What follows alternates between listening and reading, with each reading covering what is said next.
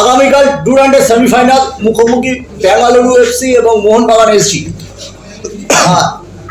By default ম্যাচটা কলকাতায় হচ্ছে, হোম অ্যাডভান্টেজ কি মোহনবাগান পাবে? দেখো, আমাদের দলটা নতুন করে সাজানো হয়েছে, আমাদের প্রচুর নতুন।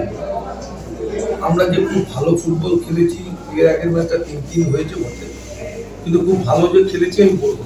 আমার ডিফেন্সিভ ল্যাপসেস অনেক বেশি, আলট্রেটরা খুব ভালো আন্ডারস্ট্যান্ডিং করতে পারেনি। আমার গোলকিপার বিশাল কায়েত খুব ভালো ছিল। গোলগুলো যদি তুমি লক্ষ্য করে দেখো, আমরা যে গোলগুলো করেছি সেই গোলগুলোর মধ্যে অনেক পরিকল্পনা ছিল। লাস্ট যে গোলটা যখন কামিংস নেমে যে পাপায় তাৎক্ষণিক যে শটটা ছিল, যেটা আমাদের ম্যাচে লাইট দিয়েছিল, ও তো নতুন এসেছে। আমাদের দলটা এখন একদম নতুনভাবে তৈরি। আমাদের দল গঠনের ক্ষেত্রেও দেখেছো, কোচ সবাইকে দেখে নিতে চেয়েছে। আকুইয়ার মতো প্লেয়ারকে পরে নিয়ে যাচ্ছে, আকুইয়াকে প্রথম থেকেই দলে রাখা উচিত। কালকে হয়তো তুমি সেই ভাবনা চিন্তাটা করবে। অ্যাডভান্টেজ তো থাকবেই, মোহনবাগান খেলবে, মোহনবাগানের সমর্থকেরা মাঠে যাবে, হোম অ্যাডভান্টেজ তো আমাদের থাকবেই। এবং ডুরান্ড আমাদের সাথে সবসময় থাকে। আমরাও যখন খেলেছি অনেকবার আমাদের সাথে ডুরান্ড সঙ্গ দিয়েছে। আমরা 16 বার বোধহয় ডুরান্ড জিতে গেছি, 17 বার, গতবার জিতে 17 বার হয়েছে। আমরা 16 থেকে 17 হয়েছি, এবার আমাদের চেষ্টা থাকবে 17 থেকে 18 বার। আর মরসুমের প্রথম ট্রফি জিতলে দলের আত্মবিশ্বাস অনেক বেড়ে যায়, ঠিক কিনা? সুতরাং সেই দিক থেকে যদি তুমি দেখো, মলিনার যে স্ট্র্যাটেজি থাকবে, মলিনা যেভাবে দল গঠন করবে, তার উপর নির্ভর করবে সব। ব্যাঙ্গালোর টিমও যে খুব আহমরি টিম সেটা নয়।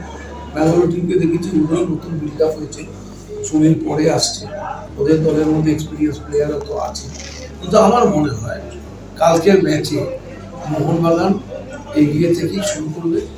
এবং আমাদের দলের যা পটেনশিয়ালিটি আছে, ডিমিট্রি এসে গেছে, ফিট হয়েছে অনেকটা, প্র্যাকটিস সেশন অনেক পেয়েছে, কামিংস ভালো জায়গায় আছে, আমাদের মনবীর, লিস্টন, কোলাসো, উইং অ্যাটাকটা আমাদের খুব ভালো হচ্ছে। মাঝমাঠ থেকে অ্যাটাকিং পার্ট আমরা খুব খারাপ খেলিনি। 3টে গোল করা আর পিছিয়ে পড়ে বারবার ম্যাচে ফেরা, এটা কিন্তু একটা দলের পক্ষে খুব ভালো। তাই আমার মনে হয় কালকের ম্যাচটা আমরা জেতার মতো জায়গায় থাকবো। জেমি ম্যাকলারেনকে নিয়ে এবছরের মরশুমের শুরু থেকে সমর্থকরা খুব আশাবাদী ছিল। জেমি ম্যাকলারেন না থাকায় কিছুটা কি মানসিকভাবে একটু মোহনবাগান টিম মনোবলে কি একটু পিছিয়ে যাচ্ছে? দেখো, ম্যাকলারেনকে আমরা এনেছি এবং অবশ্যই আমাদের এই টিমের মধ্যে তুমি বলতে পারো যে সবচাইতে ফোকাসটা বেশি ওর দিকেই থাকবে এবং আছে। ম্যাকলারেন খুব উঁচু দরের খেলোয়াড়, গত বিশ্বকাপে আমরা সবাই দেখেছি, টিমের একটা নির্ভরযোগ্য খেলোয়াড় ছিল। ম্যাকলারেনকে হয়তো সেই সময় ব্যবহার করবে কোচ, যে সময়ে, যেটা আমাকে বলতে হবে, যে সময়ে তার মনে হবে ম্যাকলারেনকে হয়তো ব্যবহার করবে। তবে যতদূর আমার মনে হচ্ছে ম্যাকলারেনকে খেলার মতো জায়গায় এনেই তিনি খেলাবেন, উনি হঠাৎ করে তাকে ব্যবহার করবেন না। ম্যাকলারেনকে ছাড়াই যদি সাফল্য এসে যায় তাহলে অসুবিধাটা।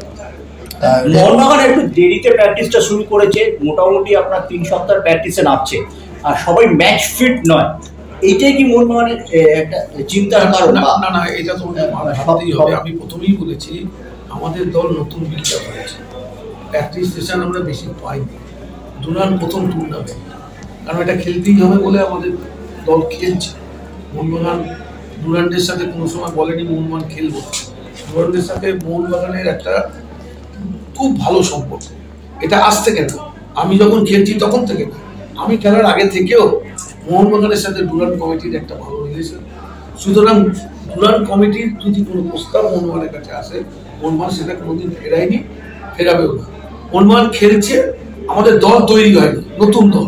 দেখো, তুমি একটা গাড়ি স্টার্ট দিয়ে প্রথমে কি টপ গিয়ারে চালাতে আরম্ভ করতে পারো? তোমাকে first gear, second gear, third gear দিতে দিতে তোমাকে টপে আসতে হয়। মোহনবাগান টিমও আস্তে আস্তে তৈরি হচ্ছে এবং আমার মনে হয় প্রথম দিন আপনারা যে ম্যাচ দেখেছেন, কালকে তার থেকে ভালো ম্যাচ দেখতে পাবেন। জর্জ ডিয়াজ পেরেরা কি মোহনবাগানের জয় কাঁটা?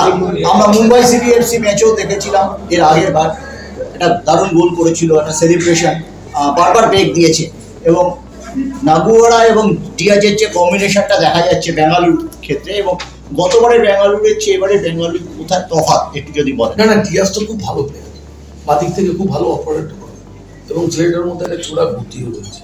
দেখো, মলিনাও তো একটা বড় কোচ, ও তো নিশ্চয়ই এই ব্যাপারগুলো খুব ভালো লাগছে। আমি আবার বলছি, মোহনবাগান টিম এখন পুরোপুরি তৈরি নয়, প্র্যাকটিস সেশন হচ্ছে, অনেকগুলো কম প্র্যাকটিস সেশন হচ্ছে। ডিয়াজ খুব বিপজ্জনক প্লেয়ার। মোহনবাগানের দুটো সেন্টার ডিফেন্ডারই খুব বাজে খেলেছে, লেফট চ্যানেলটাও আমাদের ঠিক মতো কাজ করেনি, ওদের থেকে অনেক বল আমাদের বক্সের মধ্যে চলে এসেছে। তো আমার মনে হয় আপুইয়া যদি চলে আসে, প্রথম থেকে যদি খেলে, মাঝ মাঠে বাদুড়িটা যদি একটু যদি শক্তপোক্ত হয়, তাহলে ওই বলগুলো ওখান থেকে বেরোতে পারবে না, পাবে ডিয়াজকে নজরে রাখবে। পাঞ্জাব ম্যাচে রদ্রিগেজ যে ট্যাকেলটা করেছিল সেটা পেনাল্টি দেওয়া হয়েছিল, সেক্ষেত্রে এটা নিয়ে একটা বিতর্ক তৈরি হয়েছে যে ছিল না। সেক্ষেত্রে এই সেমিফাইনালে কতটা ভাইটাল জিনিসটা? না, আমি একটা কথা বলি, রেফারির সিদ্ধান্ত নিয়ে কোনোদিনই আমি কোনোদিন কিছু বলি না। একটা ট্যাকেল হতে পারে, রেফারি সেটাকে মনে করতে পারে। আর আমি আবার বলছি আপনাদের একটা কথা মনে রাখবেন, টিমটা এখনো ফিট নয়। যদি ফিজিক্যালি ফিট হয়, মেন্টালি ফিট হয়, তবে এই ধরনের ট্যাকেল বক্সের মধ্যে হবে না আগামী দিন, এগুলো মানতে হবে। একজন খেলোয়াড়ের দৃষ্টিভঙ্গি থেকে আমি আপনাদের বলছি, একটা ছেলে পেনাল্টি যখন পেয়ে দেয় বা হয়ে যায়, তার সব কিছু যদি ঠিকঠাক চলে তবে সেগুলো হয় না, কারণ আমরা সকলেই জানি বক্সের মধ্যে সেভাবে ট্যাকেল করলে একটা বিপজ্জনক ঘটনা ঘটতে পারে। তো সেই ক্ষেত্রে তুমি যে প্রশ্নটা করেছো, এটা খেলার পার্ট, সেটাই হয়েছে। তাতে মোহনবাগান পিছিয়ে পড়েনি, পিছিয়ে পড়েও মোহনবাগান খেলায় ফিরেছে। এরকম ঘটনা যদি শেষের দিকে ঘটে, কিছু করার নেই, হেরে যাবো। এটার যে প্রশ্নটা, আমি বক্সের মধ্যে হাত লাগিয়ে ফেললাম, পেনাল্টি হয়ে গেল, হেরে গেলাম, হতেই পারে, খেলার পার্ট এটা, ওরাও তো করতে পারে, তাই না? তবে দুটো দলই নতুন করে একদম, ওরাও যে টপ ফিটে খেলেছে তা নয়, ওরাও অনেক ভুলভ্রান্তি করেছে। সুতরাং আমার মনে হয় ভালো ম্যাচ হবে। মোহনবাগানের অ্যাডভান্টেজ যেটা প্রথমেই আপনারা প্রশ্ন করেছেন, ঘরের মাঠে অ্যাডভান্টেজ আছে কিন্তু অবশ্যই থাকবে, এটা থাকা উচিত।